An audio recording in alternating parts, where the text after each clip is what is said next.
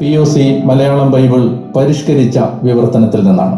ഇന്നത്തെ വചന വായനയുടെ പാഠങ്ങൾ ഉൽപ്പത്തി 41, 42, ജോബിന്റെ പുസ്തകം 33, 34 അധ്യായങ്ങൾ, സുഭാഷിതങ്ങൾ 4 അധ്യായം വാക്യങ്ങൾ 1 മുതൽ 9 വരെ. ഫറവോയുടെ സ്വപ്നവും അതേ തുടർന്നുണ്ടായ ജോസഫിന്റെ മോചനവുമാണ് നമ്മുടെ ഉൽപ്പത്തിയിലെ കഥയിലെ ഇന്നത്തെ തുടർച്ച. നമുക്ക് വചനം വായിക്കാം. നാം വചനം വായിക്കുമ്പോൾ വചനം നമ്മെ വായിക്കുന്നു. ഉൽപ്പത്തി അധ്യായം 41. 2 വർഷക്കാലം കഴിഞ്ഞപ്പോൾ ഫറവോ ഒരു സ്വപ്നം കണ്ടു. ഇതാ അദ്ദേഹം നൈൽ തീരത്ത് നിൽക്കുന്നു. അപ്പോഴതാ കാഴ്ചക്കഴകുള്ള ശരീരം കൊഴുത്ത 7 പശുക്കൾ നദിയിൽ നിന്ന് കയറി വരുന്നു. അവ ഞാങ്ങണ മധ്യേ മേയുന്നു. അതിനു പിന്നാലെ ഇതാ കാഴ്ചയ്ക്ക് വിരൂപമായ ശരീരം മെലിഞ്ഞ വേറെ 7 പശുക്കൾ നദിയിൽ നിന്ന് കയറി വരുന്നു. നദീതീരത്ത് അവ മറ്റു പശുക്കളുടെ അരികിൽ വന്നു നിൽക്കുന്നു. എന്നിട്ട് കാഴ്ചയ്ക്ക് വിരൂപമായ ശരീരം മെലിഞ്ഞ പശുക്കൾ കാഴ്ചയ്ക്ക് അഴകുള്ള കൊഴുത്ത 7 പശുക്കളെ വിഴുങ്ങിക്കളയുന്നു. അപ്പോൾ ഫറവോ ഉണർന്നു. അദ്ദേഹം രണ്ടാമതും ഉറങ്ങുകയും സ്വപ്നം കാണുകയും ചെയ്തു. ഇതാ പുഷ്ടിയും അഴകുമുള്ള 7 ധാന്യക്കതിരുകൾ ഒരേ തണ്ടിൽ വളർന്നു പോകുന്നു. അവയ്ക്ക് പിന്നാലെ അതാ ശുഷ്കിച്ചതും കിഴക്കൻ കാറ്റിൽ ഉണങ്ങിക്കരിഞ്ഞതുമായ 7 കതിരുകൾ കൂടി മുളച്ചു പൊങ്ങുന്നു. ശോഷിച്ച 7 കതിരുകൾ പുഷ്ടിയും സമൃദ്ധിയുമുള്ള കതിരുകളെ വിഴുങ്ങുന്നു. ഫറവോ ഉറക്കമുണർന്നപ്പോൾ ഇതാ സ്വപ്നം മാത്രം. പ്രഭാതമായപ്പോൾ അദ്ദേഹത്തിന്റെ ആത്മാവ് അസ്വസ്ഥമായി. ഈജിപ്തിലെ എല്ലാ മന്ത്രവാദികളെയും അവിടുത്തെ എല്ലാ ജ്ഞാനികളെയും ആളയച്ച് വിളിച്ച് ഫറവോ തന്റെ സ്വപ്നം അവരോട് വിവരിച്ചു. എന്നാൽ ഫറവോയ്ക്ക് അവ വ്യാഖ്യാനിച്ചു കൊടുക്കാൻ ആരുമുണ്ടായില്ല. അപ്പോൾ പാനപാത്രവാഹക പ്രമാണി ഫറവോയോട് ഇപ്രകാരം പറഞ്ഞു: എന്റെ തെറ്റുകൾ ഇന്ന് ഞാൻ ഓർക്കാനിടയാകുന്നു. ഫറവോ തന്റെ ദാസന്മാരോട് കുപിതനായപ്പോൾ എന്നെയും പാചക പ്രമാണിയെയും കാവൽ സേനാ നായകന്റെ വീട്ടിലെ തടങ്കലിൽ ഇട്ടിരുന്നല്ലോ. ഒരു രാത്രി ഞാനും അവനും സ്വപ്നം കണ്ടു.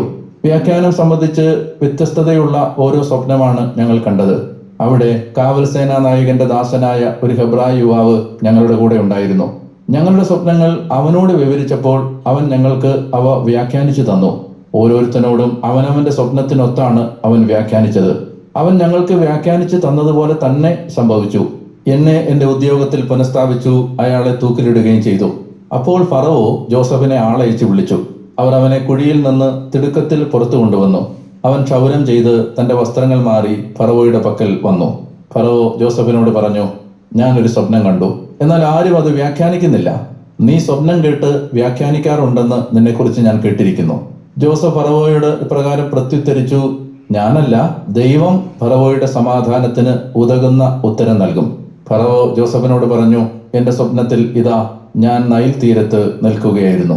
അപ്പോൾ അതാ ശരീരം കൊഴുത്ത രൂപഭംഗിയുള്ള 7 പശുക്കൾ നദിയിൽ നിന്ന് കയറി വന്നു. അവ ഞാങ്ങണ മധ്യേ മേഞ്ഞു. അവയ്ക്ക് പിന്നാലെ ഇതാ താഴ്ന്ന ഇനവും തീർത്തും വിരൂപവും ശരീരം മെലിഞ്ഞതുമായ മറ്റ് 7 പശുക്കളും കയറി വന്നു. അവയെപ്പോലെ വികൃതമായവ ഈജിപ്ത് നാട്ടിൽ എങ്ങും ഞാൻ കണ്ടിട്ടില്ല. ശോഷിച്ച് വികൃതമായ ആ പശുക്കൾ ആദ്യത്തെ 7 കൊഴുത്ത പശുക്കളെ വിഴുങ്ങിക്കളഞ്ഞു. എന്നാൽ അവ അവയുടെ ഉള്ളിലെത്തിയിട്ടും അവ ഉദരത്തിലെത്തിയെന്ന് ആർക്കും തിരിച്ചറിയാൻ കഴിയുമായിരുന്നില്ല. കാരണം കാഴ്ചയിൽ അവ ആദ്യത്തെ പോലെ തന്നെ വികൃതമായിരുന്നു. അപ്പോൾ ഞാൻ ഉണർന്നു. വീണ്ടും എന്റെ സ്വപ്നത്തിൽ ഞാൻ കണ്ടു, ഇതാ ഒരേ തണ്ടിൽ വളർന്നു നിൽക്കുന്ന പുഷ്ടിയും അഴകുമുള്ള 7 കതിരുകൾ. ഇതാ അവയ്ക്ക് ശേഷം മുളച്ചു വരുന്ന ഫലശൂന്യവും ശുഷ്കിച്ചതും കിഴക്കൻ കാറ്റിൽ ഉണങ്ങിക്കരിഞ്ഞതുമായ 7 കതിരുകൾ. ശുഷ്കിച്ച കതിരുകൾ 7 നല്ല കതിരുകളെ വിഴുങ്ങിക്കളഞ്ഞു. ഞാൻ മന്ത്രവാദികളോട് പറഞ്ഞു, എന്നാൽ അത് എനിക്ക് വേണ്ടി വിശദീകരിക്കാൻ ആരുമുണ്ടായിരുന്നില്ല. അപ്പോൾ ജോസഫ് ഫറവോയോട് പറഞ്ഞു: ഫറവോയുടെ സ്വപ്നം ഒന്ന് തന്നെ. ദൈവം ചെയ്യാൻ പോകുന്നത് എന്തെന്ന് അവിടുന്ന് ഫറവോയ്ക്ക് വെളിപ്പെടുത്തിയിരിക്കുന്നു. 7 നല്ല പശുക്കൾ 7 വർഷങ്ങളാണ്. 7 നല്ല കതിരുകളും 7 വർഷങ്ങൾ തന്നെ. സ്വപ്നം ഒന്ന് തന്നെ. അവയ്ക്ക് പിന്നാലെ കയറി വന്ന മെലിഞ്ഞവയും വിരൂപികളുമായ 7 പശുക്കളും 7 വർഷങ്ങളാണ്. പതിര് നിറഞ്ഞതും കിഴക്കൻ കാറ്റിൽ ഉണങ്ങിക്കരിഞ്ഞതുമായ 7 കതിരുകൾ ക്ഷാമത്തിന്റെ 7 വർഷങ്ങളാണ്. ഞാൻ ഫറവോയോട് പറഞ്ഞ കാര്യം ഇതാണ്: ദൈവം ചെയ്യാൻ പോകുന്നത് എന്തെന്ന് അവിടുന്ന് ഫറവോയ്ക്ക് കാണിച്ചു തന്നിരിക്കുന്നു. ഇതാ ഈജിപ്ത് നാട് മുഴുവനിലും വൻ സുഭിക്ഷത്തിന്റെ 7 വർഷങ്ങളാണ് വരുന്നത്. അവയ്ക്ക് ശേഷം ക്ഷാമത്തിന്റെ 7 വർഷങ്ങൾ ഉയർന്നു വരും. ഈജിപ്ത് നാട്ടിലെ സകല സമൃദ്ധിയും വിസ്മൃതമാകും. ക്ഷാമം നാടിനെ കാർന്നെടുക്കും. പിന്നാലെ വരുന്ന ആ ക്ഷാമത്തിന്റെ മുമ്പിൽ നാട്ടിലെ സമൃദ്ധി അറിയപ്പെടുകയില്ല. കാരണം അത് അതിരൂക്ഷമായിരിക്കും. ഫറവോയ്ക്ക് സ്വപ്നം തുടർച്ചയായി 2 തവണ ഉണ്ടായത് ദൈവത്തിന്റെ ഭാഗത്ത് നിന്ന് ഇക്കാര്യം ഉറപ്പിച്ചെന്നും ദൈവം അത് നിവർത്തിക്കാൻ തിടുക്കപ്പെടുന്നെന്നും ഉള്ളതുകൊണ്ടാണ്. അതുകൊണ്ട് ഇപ്പോൾ ഫറവോ വിവേകിയും ബുദ്ധിമാനുമായ ഒരാളെ കണ്ടെത്തി അവനെ ഈജിപ്ത് ദേശത്തിന് മേൽ നിയമിക്കട്ടെ. രാജ്യത്ത് മേൽനോട്ടക്കാരെ നിയമിച്ച് സമൃദ്ധിയുടെ 7 വർഷങ്ങളിലും ഈജിപ്ത് ദേശത്ത് നിന്ന് 1/5 ശേഖരിക്കാൻ ഫറവോ നടപടിയെടുക്കട്ടെ. വരാൻ പോകുന്ന ഈ നല്ല വർഷങ്ങളുടെ ഭക്ഷ്യവിഭവം മുഴുവൻ അവർ ശേഖരിക്കട്ടെ. ഫറവോയുടെ കരത്തിൻ കീഴിൽ അവർ ഗോതമ്പ് സമാഹരിക്കുകയും ഭക്ഷ്യവിഭവം നഗരങ്ങളിൽ സൂക്ഷിച്ചു വെക്കുകയും ചെയ്യട്ടെ. ഈജിപ്ത് നാട്ടിൽ ഉണ്ടാകാൻ പോകുന്ന 7 ക്ഷാമ വർഷങ്ങളിലേക്കുള്ള രാജ്യത്തിന്റെ കരുതൽ ഭക്ഷ്യവിഭവമായിരിക്കും അത്.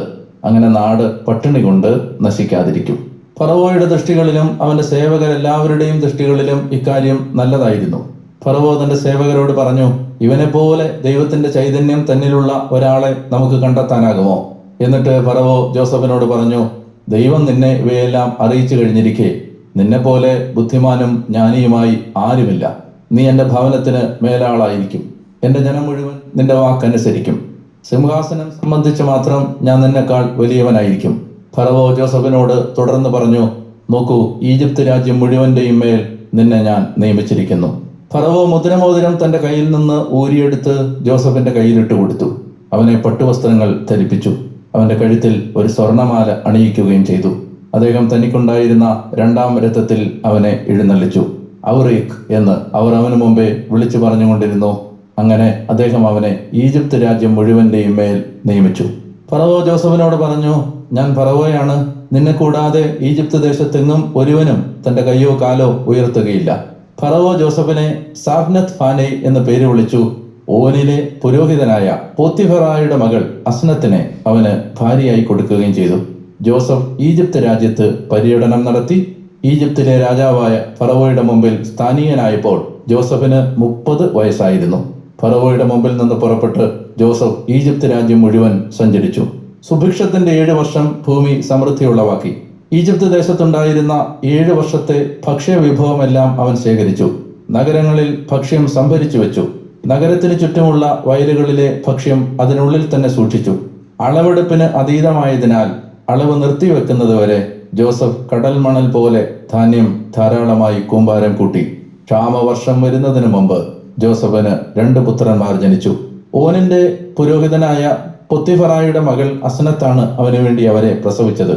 എന്റെ എല്ലാ കഷ്ടപ്പാടും പിതൃഭവനം സമസ്തവും മറക്കാൻ ദൈവം ഇടയാക്കിയിരിക്കുന്നു എന്ന അർത്ഥത്തിൽ ജോസഫ് തന്റെ കടിഞ്ഞൂൽ പുത്രന് മനാസെ എന്ന് പേരിട്ടു.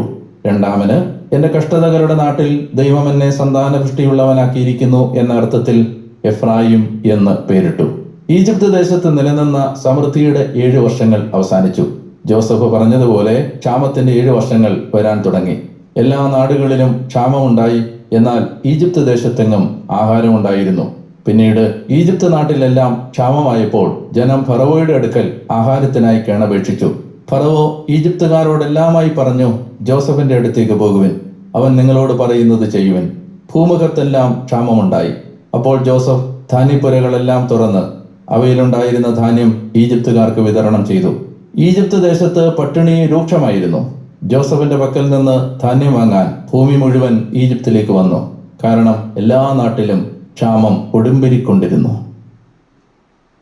ഉൽപ്പത്തി അധ്യായം 42. ഈജിപ്തിൽ ധാന്യമുണ്ടെന്ന് യാക്കോബ് മനസ്സിലാക്കി. അപ്പോൾ യാക്കോബ് തന്റെ മക്കളോട് പറഞ്ഞു, നിങ്ങൾ എന്താണ് പരസ്പരം നോക്കി നിൽക്കുന്നത്? തുടർന്ന് അദ്ദേഹം പറഞ്ഞു, ഇതാ ഈജിപ്തിൽ ധാന്യമുണ്ടെന്ന് ഞാൻ കേട്ടു. അവിടെ ചെന്ന് നമുക്ക് വേണ്ടി ധാന്യം വാങ്ങുവിൻ. അങ്ങനെ നാം ജീവിക്കട്ടെ, നമ്മൾ മരിക്കാതിരിക്കട്ടെ. ഈജിപ്തിൽ നിന്ന് ധാന്യം വാങ്ങാനായി ജോസഫിന്റെ 10 സഹോദരന്മാർ ഇറങ്ങിത്തിരിച്ചു.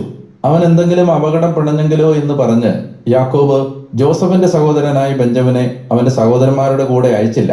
അങ്ങനെ ധാന്യം വാങ്ങാൻ പോകുന്നവരുടെ കൂട്ടത്തിൽ ഇസ്രായേലിന്റെ മക്കളും പോയി. കാരണം കാനാൻ ദേശത്തും ക്ഷാമമായിരുന്നു. ജോസഫായിരുന്നു ആ നാട്ടിലെ മേലധികാരി. അവനാണ് നാട്ടുകാർക്കെല്ലാം ധാന്യം വിറ്റിരുന്നത്. ജോസഫിന്റെ സഹോദരന്മാർ വന്ന് നിലം പറ്റെ മുഖം താഴ്ത്തി അവനെ വണങ്ങി. ജോസഫ് തന്റെ സഹോദരന്മാരെ കണ്ടപ്പോൾ തിരിച്ചറിഞ്ഞു. പക്ഷെ അവൻ അപരിചിതൻ എന്ന പോലെ അവരോട് പെരുമാറുകയും പരുഷമായി അവരോട് സംസാരിക്കുകയും ചെയ്തു.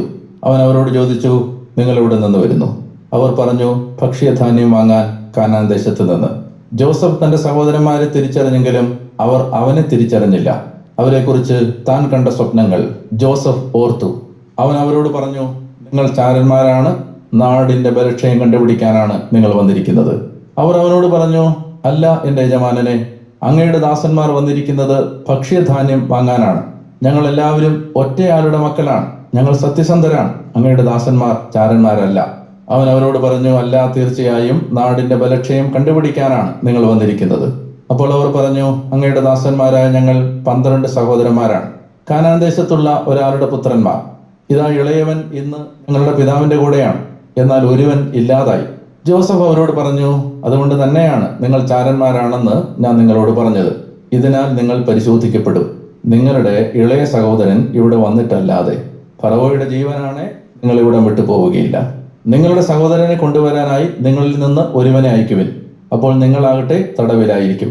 അങ്ങനെ നിങ്ങളുടെ വാക്കുകൾ സത്യമോ എന്ന് തെളിയിക്കപ്പെടട്ടെ. അങ്ങനെ അല്ലെങ്കിൽ ഫറവോയുടെ ജീവനാണെ നിങ്ങൾ തീർച്ചയായും ചാരന്മാരാണ്. അവൻ അവരെ 3 ദിവസം തടങ്കലിൽ സൂക്ഷിച്ചു. 3-ാം ദിവസം ജോസഫ് അവരോട് പറഞ്ഞു, ഇത് ചെയ്യുവൻ, എങ്കിൽ നിങ്ങൾ ജീവിക്കും. ദൈവത്തെ ഭയപ്പെടുന്നവനാണ് ഞാൻ. നിങ്ങൾ സത്യസന്ധരാണെങ്കിൽ നിങ്ങളുടെ ഒരു സഹോദരൻ കാരാഗൃഹത്തിൽ ബന്ധനസ്ഥനായാൽ മതി. നിങ്ങൾ പോയി വീടുകളിലെ പട്ടിണിക്ക് ധാന്യമെത്തിക്കുവൻ. നിങ്ങളുടെ ഇളയ സഹോദരനെ എൻ്റെ അടുക്കൽ കൊണ്ടുവരുവൻ. അപ്പോൾ നിങ്ങളുടെ വാക്കുകൾ സത്യസന്ധമെന്ന് തെളിയും, നിങ്ങൾക്ക് മരിക്കേണ്ടി വരികയുമില്ല. അവർ അപ്രകാരം ചെയ്തു. അവർ തമ്മിൽ പറഞ്ഞു, കഷ്ടം, നമ്മുടെ സഹോദരൻ നമ്മോട് കേണപേക്ഷിച്ചപ്പോൾ അവന്റെ പ്രാണസങ്കടം കണ്ടിട്ടും ചെവി കൊടുക്കാതിരുന്ന നമ്മൾ അവനെ പ്രതി അപരാധികളാണ്.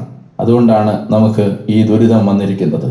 അപ്പോൾ റൂബൻ ഇപ്രകാരം പ്രത്യുത്തരിച്ചു, കുട്ടിക്കെതിരെ തെറ്റ് ചെയ്യരുതെന്ന് ഞാൻ നിങ്ങളോട് പറഞ്ഞതല്ലേ, എന്നാൽ നിങ്ങൾ കേട്ടില്ല. ഇതാ അവന്റെ രക്തം തന്നെ പകവീട്ടുകയാണ്.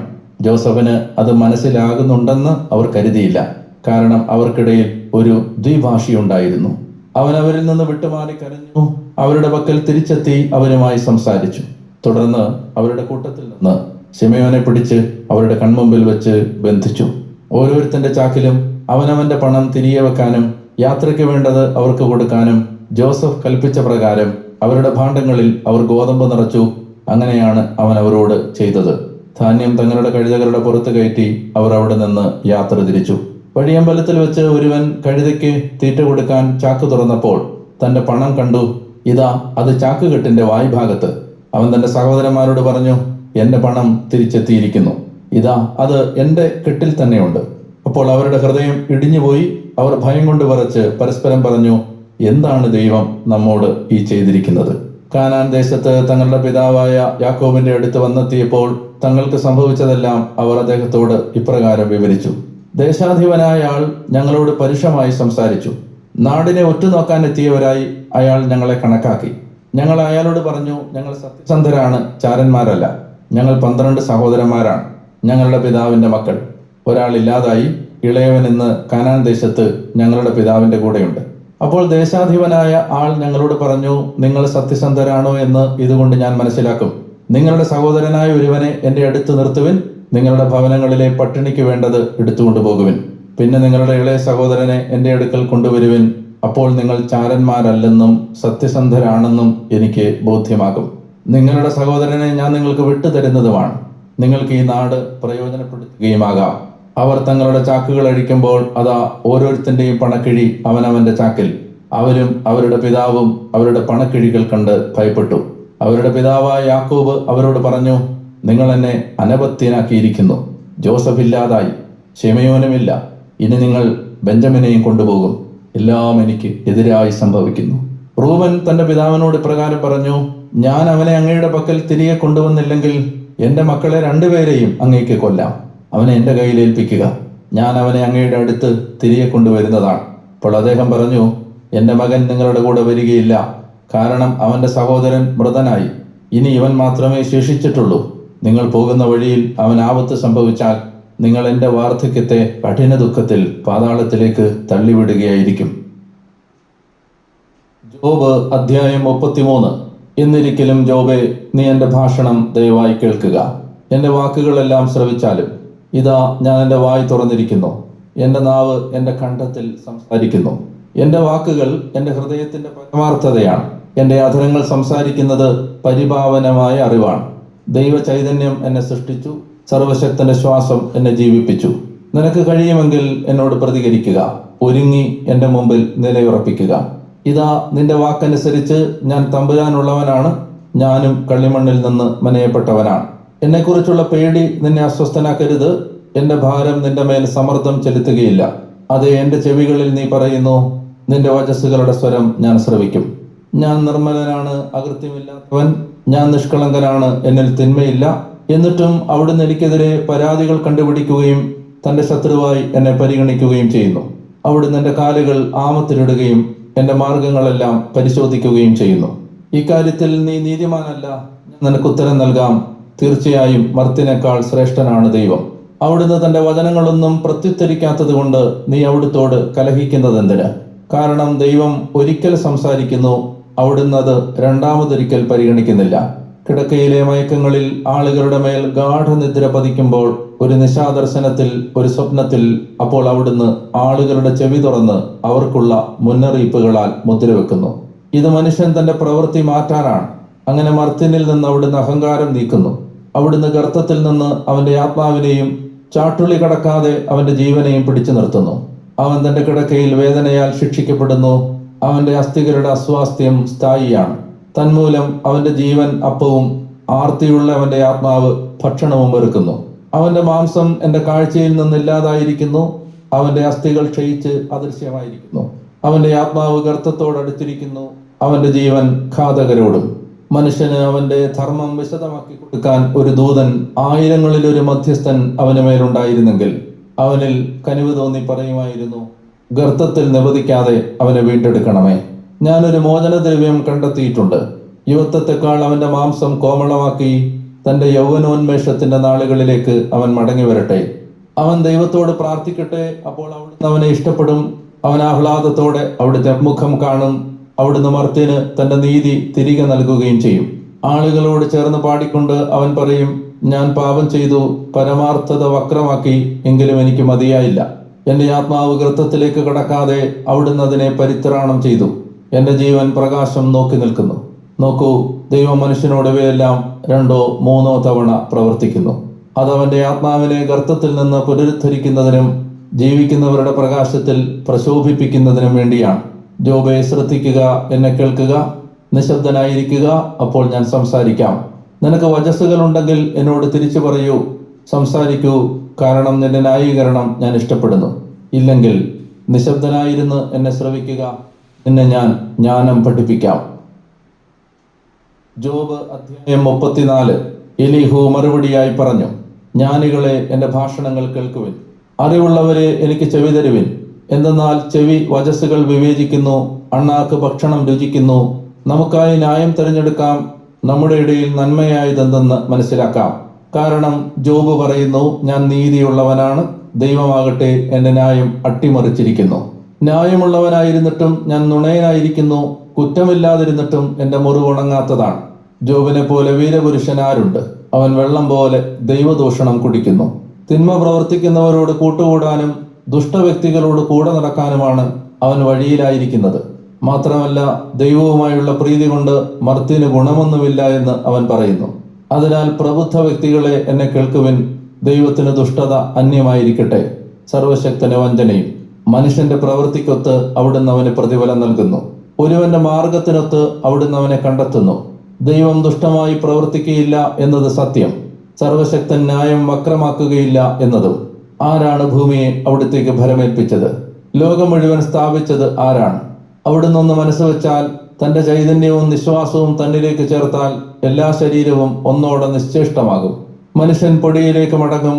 ഉൾക്കാഴ്ചയുണ്ടെങ്കിൽ നീ ഇത് കേൾക്കുക, എന്റെ ഭാഷണ സ്വരത്തിന് കാതോർക്കുക. ന്യായം വെറുക്കുന്നവനും ഭരിക്കാനാകുമോ? മഹാനായ നീതിമാനെ നീ ദുഷ്ടനെന്ന് പ്രഖ്യാപിക്കുമോ? രാജാവിനോട് കൊള്ളരുതാത്തവനെന്നും മാന്യന്മാരോട് ദുഷ്ടനെന്നും പറയാനാകുമോ? അവിടുന്ന് പ്രഭുക്കന്മാരോട് പക്ഷപാതം കാണിക്കാത്തതും ധനികനെ ദരിദ്രന് മുമ്പായി പരിഗണിക്കാത്തതും അവരെല്ലാവരും അവിടുത്തെ കരവേലയായതുകൊണ്ടാണ്. ഒരു നിമിഷം കൊണ്ട് അവർ മരിക്കുന്നു, പാതിരാത്രിയിൽ ജനം ഞടുങ്ങുന്നു, കടന്നുപോകുന്നു. കൈകൊണ്ടല്ലാതെ തന്നെ ശക്തനെ നീക്കം ചെയ്യുന്നു. എന്തെന്നാൽ അവിടുത്തെ കണ്ണുകൾ ഓരോ വ്യക്തിയുടെയും വഴികളിലാണ്, അവന്റെ ഓരോ ചുവടുവയ്പും അവിടുന്ന് കാണുന്നു. തിന്മ പ്രവർത്തിക്കുന്നവർക്ക് സ്വയം ഒളിക്കാൻ അവിടെ അന്ധകാരമില്ല, മരണനിഴലുമില്ല. ദൈവസന്നിധിയിൽ ന്യായവിധി കണയാൻ ആർക്കും അവിടുന്ന് കാലാവധി നിശ്ചയിച്ചിട്ടില്ലല്ലോ. അവിടുന്ന് മഹാന്മാരെ വിചാരണ കൂടാതെ തകർത്ത് കളയുന്നു, അവരുടെ സ്ഥാനത്ത് മറ്റാളുകളെ പ്രതിഷ്ഠിക്കുന്നു. ആകയാൽ അവിടുന്ന് അവരുടെ പ്രവൃത്തികൾ തിരിച്ചറിഞ്ഞ് രാത്രിയിൽ തകിടം മറിക്കുന്നു, അവർ അമർത്തപ്പെടുകയും ചെയ്യുന്നു. ദുഷ്ടതകൾ നിമിത്തം അവരെ അവിടുന്ന് കാഴ്ചക്കാരുള്ള സ്ഥലത്ത് വെച്ച് ശിക്ഷിക്കുന്നു. കാരണം അവിടുത്തെ അനുഗമിക്കുന്നതിൽ നിന്ന് അവർ വ്യതിചലിച്ചു. അവിടുത്തെ മാർഗങ്ങളൊന്നും അവർ പരിഗണിച്ചില്ല. അങ്ങനെ അവിടുന്ന് ദരിദ്രന്റെ നിലവിളി തന്റെ പക്കൽ എത്തിക്കുന്നു, പീഡിതരുടെ നിലവിളി അവിടുന്ന് കേൾക്കുന്നു. അവിടുന്ന് ജനതയ്ക്കെതിരെയോ മനുഷ്യനെതിരെയോ പൂർണ്ണമായും മുഖം മറച്ചാൽ ആരവിടുത്തെ നോക്കും? ഭൗതിക മനുഷ്യൻ ഭരിക്കുന്നതിനെക്കുറിച്ചും ജനം കെണികൾ ഒരുക്കുന്നതിനെക്കുറിച്ചും അവിടുന്ന് നിശബ്ദനായിരുന്നാൽ ആര് കുറ്റപ്പെടുത്തും? തീർച്ചയായും അവൻ തമ്പുരാനോട് പറയുന്നത്, ഞാൻ ശിക്ഷയേറ്റു, ഞാൻ പിഴയ്ക്കുകയില്ല, ഞാൻ ദർശിക്കാതെ പോയവ അങ്ങനെ പഠിപ്പിക്കണമേ, ഞാൻ തെറ്റ് ചെയ്തെങ്കിലും ഇനി ആവർത്തിക്കുകയില്ല എന്നായിരിക്കും. നീ തിരസ്കരിച്ചതുകൊണ്ട് അവിടുന്ന് നിന്റെ പക്ഷത്തു നിന്ന് അത് പരിഹരിക്കണമെന്നോ? തീർച്ചയായും നീയാണ് തിരഞ്ഞെടുക്കേണ്ടത്, ഞാനല്ല. അതിനാൽ നിനക്കറിയാവുന്നത് എന്തെന്ന് പ്രസ്താവിച്ചു കൊള്ളുക. പ്രബുദ്ധ വ്യക്തികളും എന്നെ കേൾക്കുന്ന ജ്ഞാനിപുങ്കവനും എന്നോട് പറയും, ജോബ് അറിവോടെയല്ല സംസാരിക്കുന്നത്, അവന്റെ വാക്കുകൾ ബോധജ്ഞാനത്തോടെയുമല്ല. വ്യർത്ഥ വ്യക്തികളുടെ ഇടയിലുള്ള മറുപടികളെ പ്രതി ജോബ് എല്ലായ്പ്പോഴും പരീക്ഷിക്കപ്പെട്ടിരുന്നെങ്കിൽ എന്ന് ഞാൻ ആശിക്കുന്നു. എന്തെന്നാൽ അവൻ തന്റെ പാപത്തിനു മേൽ അതിക്രമം കൂട്ടിച്ചേർക്കുന്നു. അവൻ നമ്മുടെ ഇടയിൽ പരിഹസിച്ച് കൈകൊട്ടുന്നു, തമ്പുരാനോടുള്ള തന്റെ ഭാഷണങ്ങൾ പെരുപ്പിക്കുന്നു. സുഭാഷിതങ്ങൾ അധ്യായം 4 വാക്യങ്ങൾ 1 മുതൽ 9 വരെ. മക്കളെ, പിതാവിന്റെ ശിക്ഷണം ചെവിക്കൊള്ളുവിൻ, ഉൾക്കാഴ്ചയുടെ വിജ്ഞാനത്തിന് ശ്രദ്ധ നൽകുവിൻ. ഞാൻ നിങ്ങൾക്ക് നൽകുന്നത് സദ്വിദ്യയാകയാൽ എന്റെ പ്രബോധനം നിങ്ങൾ തള്ളിക്കളയരുത്. എന്തെന്നാൽ ഞാൻ എന്റെ പിതാവിന്റെ മകനായി എന്റെ അമ്മയുടെ മുമ്പിൽ ഓമനയും ഒറ്റയുമായി കഴിയവേ അദ്ദേഹം എന്നെ പഠിപ്പിച്ചുകൊണ്ട് പറഞ്ഞു, നിന്റെ ഹൃദയം എന്റെ വചനങ്ങൾ മുറുകെ പിടിക്കട്ടെ. നീ എന്റെ കൽപ്പനകൾ പാലിച്ച് ജീവിക്കുക. ജ്ഞാനം നേടുക, ഉൾക്കാഴ്ച നേടുക, വിസ്മരിക്കരുത്. എന്റെ അധരമൊഴികളിൽ നിന്ന് വ്യതിചലിക്കുകയുമരുത്. നീ അവളെ ഉപേക്ഷിക്കരുത്, അവൾ നിന്നെ കാത്തുകൊള്ളും. അവളെ സ്നേഹിക്കുക, അവൾ നിന്നെ സംരക്ഷിക്കും. ജ്ഞാനമാണ് സർവപ്രധാനം, ജ്ഞാനം സമ്പാദിക്കുക. നിന്റെ എല്ലാ സമ്പാദ്യത്തിനും ഉപരി ഉൾക്കാഴ്ച നേടുക. അവളെ അമൂല്യയായി കരുതുക, അവൾ നിനക്ക് ഉയർച്ച നൽകും. നീ അവളെ പുണരുന്ന പക്ഷം അവൾ നിന്നെ ആദരിക്കും. അവൾ നിന്റെ ശിരസിൽ കൃപാലങ്കാരം അണിയിക്കും. അവൾ നിന്നെ മഹിമയുടെ കിരീടം ചാർത്തും. എല്ലാവർക്കും സന്തോഷവും അനുഗ്രഹവും നിറഞ്ഞ ഒരു ശുഭദിനം കൂടി ആശംസിക്കുന്നു. ഇന്ന് ഉൽപ്പത്തി 41 42 വായിച്ചപ്പോൾ ഫറവോയുടെ സ്വപ്നവും ജോസഫ് അതിന് നൽകുന്ന വ്യാഖ്യാനവും നമ്മൾ കാണുന്നു. അതോടുകൂടി ജോസഫ് ഈജിപ്തിന്റെ ഭരണാധികാരിയായി മാറുകയും ചെയ്യുന്നു. ജോസഫിന്റെ അടുത്ത് സഹോദരന്മാർ ധാന്യം വാങ്ങാൻ എത്തുകയും ജോസഫ് അവരെ പരീക്ഷിക്കുകയും ചെയ്യുന്നതാണ് ആദ്യ വചന ഭാഗത്തിന്റെ പ്രധാന പ്രമേയം. ജോബിന്റെ പുസ്തകത്തിന്റെ വായന തുടർന്നപ്പോൾ 3 സ്നേഹിതന്മാരുടെ സംസാരത്തിന് ശേഷം എലീഹു, അവസാനത്തവൻ യുവാവ്, ജോബിനെ കാര്യങ്ങളുടെ നിജസ്ഥിതി ബോധ്യപ്പെടുത്താൻ ശ്രമിക്കുന്നതാണ് ഇന്നത്തെ വായനയിൽ ശ്രദ്ധിച്ചത്. ജോബ് തെറ്റുകാരനാണെന്നും ദൈവം ഒരിക്കലും അന്യായമായി ആരോടും പ്രവർത്തിക്കില്ലെന്നുമാണ് എലീഹുവിന്റെ പ്രഭാഷണത്തിന്റെ രത്നചുരുക്കം. പാപം ചെയ്തു, ഇപ്പോൾ ദൈവദൂഷണവും നീ പറയുന്നുവോ എന്നാണ് അദ്ദേഹത്തിന്റെ ആരോപണം. എന്ത് വില കൊടുത്തും ജ്ഞാനം നേടണമെന്ന് സുഭാഷിതങ്ങളുടെ പുസ്തകത്തിലൂടെ നാം വായിച്ച് ഗ്രഹിക്കുന്നു. ഫറവോ കാണുന്ന സ്വപ്നം വ്യാഖ്യാനിക്കാൻ തടവറയിൽ നിന്ന് ജോസഫിനെ പുറത്തേക്ക് കൊണ്ടുവരുമ്പോൾ 7 വർഷം സമൃദ്ധിയുണ്ടാകുമെന്നും തുടർന്ന് 7 വർഷം ക്ഷാമമുണ്ടാകുമെന്നും ജോസഫ് അറിയിക്കുമ്പോൾ സമൃദ്ധിയുടെ 7 വർഷം വിളവിന്റെ 5-1 സൂക്ഷിച്ചു വെക്കാൻ ജോസഫ് ആവശ്യപ്പെടുകയാണ്. ഇതൊരു ആത്മീയ പാഠമാണ്. സാധാരണ നമ്മൾ ദൈവത്തോട് അടുക്കുകയോ ആത്മീയ നിക്ഷേപങ്ങൾ കൂട്ടിവെക്കുകയോ ഒക്കെ ചെയ്യുന്നത് ഒരു സാധാരണ മനുഷ്യന്റെ ജീവിതത്തിൽ പ്രയാസങ്ങളുടെ നടുവിലാണ്, അല്ലെങ്കിൽ ദുഃഖങ്ങൾ വരുമ്പോഴാണ്. കൂടുതൽ തീക്ഷ്ണതയോടെ ദൈവത്തെ തേടുന്നത് ദുഃഖങ്ങളുടെ പേമാരി പെയ്യുമ്പോഴാണ്. ജോസഫിന്റെ ജ്ഞാനം നമുക്ക് വിലപ്പെട്ട ഒരു ഉപദേശം നൽകുന്നുണ്ട്. സമൃദ്ധിയുടെ കാലങ്ങളിൽ ശേഖരിച്ചു വെക്കണം, അപ്പോൾ ഞെരുക്കത്തിന്റെ കാലങ്ങളിൽ ഉപകാരപ്പെടും. ജീവിതത്തിൽ വലിയ പ്രയാസങ്ങളൊന്നും ഇല്ലാതെ മുന്നോട്ട് നീങ്ങുമ്പോഴോ എല്ലാം സന്തോഷകരമായി ജീവിതത്തിൽ ലഭിക്കുമ്പോഴോ പ്രത്യേകിച്ച് വലിയ ഞെരുക്കങ്ങളിലൂടെ അല്ലാതെ കടന്നു പോകുമ്പോഴോ ഒക്കെ ഒരുപാട് നേരം ആത്മീയ കാര്യങ്ങൾക്കായി കണ്ടെത്തുകയും പ്രാർത്ഥനയുടെയും ആരാധനയുടെയും വചനധ്യാനത്തിന്റെയും നിധി നിക്ഷേപങ്ങൾ വരും കാലങ്ങൾക്ക് വേണ്ടി കാത്തുവെക്കുകയും ചെയ്യണം. ബാങ്ക് ബാലൻസ് ഭൗതിക ജീവിതത്തിന് ഉപകാരപ്പെടുന്നത് പോലെ ആത്മീയ ജീവിതത്തിന് ഉപകാരപ്പെടുന്ന കൃപാവരങ്ങളുടെ ഒരു ബാങ്ക് അക്കൗണ്ട് എല്ലാ മനുഷ്യന്റെയും തലയ്ക്ക് മുകളിൽ ഉണ്ട്. ഈ ആത്മീയ ഭണ്ഡാകാരത്തിൽ, ഈ ആത്മീയ ട്രഷറിയിൽ നിക്ഷേപിക്കാൻ നമ്മൾ ഉപയോഗിക്കുന്ന വഴികളാണ് പ്രാർത്ഥനയും ആരാധനയും വചനധ്യാനവും ദാനധർമ്മവും, എല്ലാ ആത്മീയ വഴികളും. ആ വഴികൾ ഉപയോഗിച്ച് ആ നിക്ഷേപം കൂട്ടിവെച്ചാൽ അതിനാവാത്തൊരു കാലത്തോ ഒരുപക്ഷെ അതിന് സാഹചര്യങ്ങൾ ഇല്ലാത്തപ്പോഴോ അല്ലെങ്കിൽ ആത്മീയമായ കാര്യങ്ങൾ ചെയ്യാൻ പറ്റാത്തതുപോലെ മനസ്സ് കലങ്ങിയിരിക്കുമ്പോഴും ഒക്കെ ഈ നിക്ഷേപം ഒരിക്കൽ കൂട്ടിവെച്ചത് നമ്മളെ പിന്നീട് സഹായിക്കും. സ്വപ്നം വ്യാഖ്യാനിച്ചു കഴിഞ്ഞപ്പോൾ ജോസഫിനെ തന്റെ രണ്ടാം രഥത്തിൽ ഇരുത്തി സിംഹാസനത്തിൽ മാത്രം താൻ ജോസഫിന് മുകളിലായിരിക്കുമെന്ന് പ്രഖ്യാപിച്ച് ഈജിപ്തിന്റെ മുഴുവൻ അധിപനാക്കി ജോസഫിനെ ഈജിപ്തിലൂടെ ഇയാൾ ആനയിക്കുന്നു. ഇത് കാലം കാത്തുവെച്ച പ്രായച്ചിത്തമാണ്. വിശ്വസ്തനായ ഒരു ചെറുപ്പക്കാരൻ, അന്ന് അയാൾക്ക് 17 വയസ്സായിരുന്നു. ഈ 17കാരൻ ദൈവത്തോട് താൻ കാണിച്ച വിശ്വസ്തതയുടെ പേരിൽ, അപ്പനോട് കാണിച്ച അനുസരണത്തിന്റെയും വിധേയത്വത്തിന്റെയും പേരിൽ ദൈവം തന്നെക്കുറിച്ച് വരുംകാലങ്ങളിൽ സംഭവിക്കാൻ പോകുന്നതെന്ന് പറഞ്ഞ് വെളിപ്പെടുത്തിയ ദർശനങ്ങളെ പ്രതി വേട്ടയാടപ്പെട്ട് അടിമയായി ഈജിപ്തിൽ വിൽക്കപ്പെട്ടപ്പോൾ, ഒരടിമയുടെ ശരീരഭാഷയോടെ ഒരടിമയ്ക്ക് മേൽ ചാർത്തപ്പെടുന്ന അടിമത്വത്തിന്റെ കൂച്ചുവിലങ്ങുകൾ ധരിച്ച് നാണം കെട്ട കുനിഞ്ഞ ശിരസ്സുമായി നടന്നു നീങ്ങിയ അതേ വഴിത്താരയിലൂടെ 13 വർഷങ്ങൾക്ക് ശേഷം രാജാവിന്റെ തങ്കരഥത്തിൽ, രാജാവിന്റെ രണ്ടാം രഥത്തിൽ ഈജിപ്തിന്റെ അധിപനായി അയാൾ ആനയിക്കപ്പെടുന്നത് പട്ടുവസ്ത്രങ്ങൾ ധരിപ്പിച്ചാണ്. വിശുദ്ധി നഷ്ടപ്പെടാതിരിക്കാൻ തന്റെ മേലങ്കി ഉപേക്ഷിക്കേണ്ടി വന്നവന് ദൈവം കാത്തുവെച്ച പ്രതിഫലമായിരുന്നു അധികാരത്തിന്റെയും പ്രശസ്തിയുടെയും പട്ടുവസ്ത്രങ്ങൾ. മേലങ്കി നഷ്ടപ്പെട്ടവന് ദൈവം കരുതി വെച്ച പട്ടുവസ്ത്രങ്ങൾ. ജീവിതത്തിൽ നാം കാണിക്കുന്ന വിശ്വസ്തതയ്ക്ക് പ്രതിഫലം ലഭിക്കാതെ പോവുകയില്ല. ലോകത്താരും നിങ്ങൾ ചെയ്ത നന്മ പ്രവൃത്തികൾ അറിഞ്ഞില്ലെങ്കിലും അത് കാണുന്ന ഒരു ദൈവമുണ്ട്, അത് കുറിച്ചു വെക്കപ്പെടുന്ന ഒരു ഗ്രന്ഥമുണ്ട്. ഈജിപ്തിൽ വെച്ച് പിന്നീട് തനിക്ക് ഒരു മകനുണ്ടാകുമ്പോൾ ജോസഫ് ആ മകന് പേരിട്ടത് മനാസെ എന്നാണ്. മനാസെ എന്ന വാക്കിന്റെ അർത്ഥം എല്ലാം മറക്കാം എന്നാണ്. മറക്കുക, കണ്ണീര്, വഞ്ചന, വേട്ടയാടപ്പെട്ടത്, ചതിച്ചത്, നിരപരാധിയായിരുന്നിട്ടും ശിക്ഷയേൽക്കേണ്ടി വന്നത്, സ്വന്തം രക്തത്താൽ പോലും ഒറ്റിക്കൊടുക്കപ്പെട്ടത്, കണ്ണീരിന്റെയും ദുഃഖത്തിന്റെയും നിരാശയുടെയും കഴിഞ്ഞ കാലങ്ങളെ ദൈവനാമത്തിൽ മറക്കാം. മനാസെ ഒരിക്കൽ താൻ ചെറുപ്പമായിരുന്നപ്പോൾ ദൈവം വെളിപ്പെടുത്തിയ സ്വപ്നത്തിൽ കണ്ടതുപോലെ സഹോദരന്മാര് ജോസഫിന്റെ അടുത്ത് വന്ന് നിലം പറ്റെ താണ് വണങ്ങുന്നത് നാം കാണുന്നു. ദൈവം അരുളി ചെയ്തതൊന്നും നിറവേറാതെ പോവുകയില്ല എന്ന് ഓർമ്മപ്പെടുത്തുന്ന ഈ ബൈബിളിൽ മനോഹരമായി അതിന്റെ ഒരു ആഖ്യാനമായി ഈ ഭാഗം നമുക്ക് കാണാൻ കഴിയും. സഹോദരന്മാരെ ജോസഫ് ഒരു പരീക്ഷണ ഘട്ടത്തിലൂടെ കടത്തിവിടുകയാണ്. വായിക്കുന്ന നമുക്ക് ഒരുപക്ഷെ അതിന്റെ ആവശ്യം എന്താണ് എന്നൊരു സംശയം വരാം. ജോസഫ് യഥാർത്ഥത്തിൽ ഈ പരീക്ഷണങ്ങളിലൂടെ, സഹോദരന്മാരെ ടെസ്റ്റ് ചെയ്യുന്നതിലൂടെ പരിശോധിക്കാൻ ശ്രമിക്കുന്നത് ഇവർക്ക് മാറ്റം വന്നിട്ടുണ്ടോ എന്നാണ്. ഇവരുടെ സ്വഭാവം മാറിയിട്ടുണ്ടോ? ഇതാണ് ജോസഫിന് അറിയേണ്ടത്. ഒരു സഹോദരനെ പിടിച്ചു വെക്കുന്നു, ശിമയോനെ ഈജിപ്തിൽ തടവിലാക്കുന്നു, ബെഞ്ചമിനെ കൂട്ടിക്കൊണ്ടുവരാൻ ആജ്ഞ നൽകി ബാക്കിയുള്ളവരെ പറഞ്ഞയക്കുന്നു. ഈ 9 പേരെ മടക്കി അയക്കുമ്പോൾ അവരുടെ ബാഗിൽ, അവരുടെ ധാന്യ ചാക്കുകളിൽ അവർ കൊടുത്ത പണവും തിരികെ വെച്ചിട്ടുണ്ടായിരുന്നു. ശ്രദ്ധിക്കുക, വീട്ടിൽ മടങ്ങിയെത്തി കഴിയുമ്പോൾ യാക്കോബ് കാണുന്ന കാഴ്ച എന്താണ്? ഒരു സഹോദരൻ നഷ്ടപ്പെട്ടിരിക്കുന്നു, ഇവരുടെ ചാക്കുകളിൽ പണവും കാണുന്നു. സ്വാഭാവികമായും പണത്തിന് വേണ്ടി സഹോദരനെ അവർ വിറ്റതായിരിക്കും എന്ന് യാക്കോബ് ചിന്തിക്കാൻ ഇടയുണ്ട്.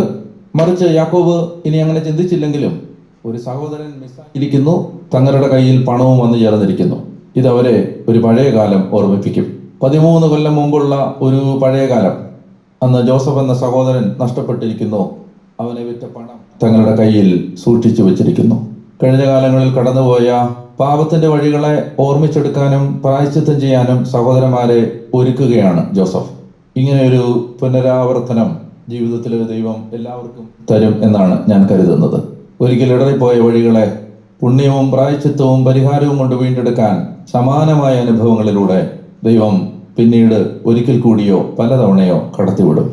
അന്ന് നമ്മൾ പത്രോസിനെ പോലെ ഒരിക്കൽ തള്ളിപ്പറഞ്ഞതിന് പരിഹാരമായി പിന്നീട് ഒരിക്കൽ അതേ തീച്ചൂടിന്റെ മുമ്പിൽ വെച്ച് അവനെ ഏറ്റ് പറയും. ഈ ഭാഗങ്ങളിൽ 6 തവണ ജോസഫ് മാറിയിരുന്ന് കരയുന്നതായി നാം കാണുന്നുണ്ട്. 2 സാധ്യതകളുണ്ട് മുറിവേറ്റ മനുഷ്യന്. ഒന്നുകിൽ മുറിവേൽപ്പിക്കാം, അല്ലെങ്കിൽ മാറിയിരുന്ന് കരഞ്ഞ് തന്റെ മുറിവുകൾ സുഖപ്പെടുത്താം. മാറിയിരുന്ന് കരയുക എന്ന് പറഞ്ഞാൽ ആ കരച്ചിൽ സുഖപ്പെടുത്താൻ കഴിയുന്ന ദൈവത്തിന് മുമ്പിൽ ഇരുന്ന് കരയുക എന്നാണ്. ദൈവസന്നിധിയിൽ സമർപ്പിച്ച് സുഖപ്പെടാനുള്ള സാധ്യതയാണ് ജോസഫ് ജീവിതകാലം മുഴുവൻ സ്വീകരിച്ച ഒരു ജീവിത അതിജീവനത്തിന്റെ വഴി. പ്രായശ്ചിത്തവും പരിഹാരവും ചെയ്യാൻ ജീവിതത്തിൽ എല്ലാവർക്കും ദൈവം അവസരങ്ങൾ കാത്തുവച്ചിട്ടുണ്ട്. ഓരോ ദിവസവും യഥാർത്ഥത്തിൽ നമുക്ക് ആസ്വദിക്കാനുള്ള ഒരു ദിവസം എന്നതിനേക്കാളധികം പരിഹാരം ചെയ്യാനുള്ള ഒരു ദിവസമായി കാണാൻ കഴിയട്ടെ എന്ന് ഞാൻ നിങ്ങൾക്ക് വേണ്ടി പ്രാർത്ഥിക്കുന്നു. കർത്താവായ ദൈവമേ, വലിയ ഒരു അനുഗ്രഹത്തിന്റെ അവസരമാണ് നീ തന്നുകൊണ്ടിരിക്കുന്നത്. എത്ര വലിയവനായിരുന്നു ജോസഫ് എന്ന് ഞങ്ങളെ കാണിച്ചു തരുന്ന വായനകളാണിത്. ജീവിതത്തിലെ ദുഃഖത്തിന്റെ കാലങ്ങളെല്ലാം ദൈവത്തിന്റെ ഹൃദയത്തിൽ വിലപ്പെട്ടതായിട്ട് ദൈവം കാത്തുവെച്ചിട്ടുണ്ടെന്നും ഇതിനെല്ലാം വരും കാലങ്ങളിൽ പ്രതിഫലം ലഭിക്കുമെന്നും പൂർവ്വപിതാക്കന്മാരിലെ ഈ അവസാനത്തവനായ ജോസഫ് ഞങ്ങളെ കാണിച്ചു തരികയാണ്.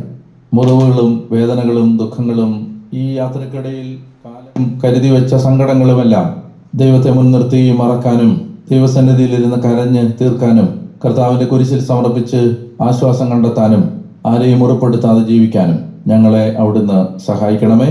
യേശുവിൻ്റെ നാമത്തിൽ ആമേൻ.